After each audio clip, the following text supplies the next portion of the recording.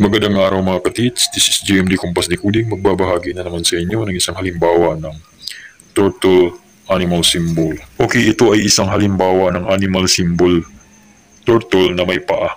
So makikita natin dito na may sikreto ito nakalagay sa ilalim. Napakaliit lang yung paa ng pagong ang makikita natin dito. So dito sa portion na ito nakalagay ang isang maliit na paa. Ito ay isang abstract, ito ay cutted head or hiwalay ang hulo nito. So meron siyang gap dito sa gitna.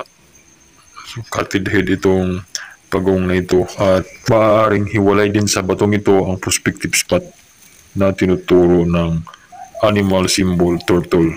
Ito ay going to shift to south ang direksyon nito at ang buntot naman ito ay nasa north side direction. Maaaring naka-loaded pa ito at hindi pa ito naka-distribute sa kanyang mga earthly branches na mga kasama.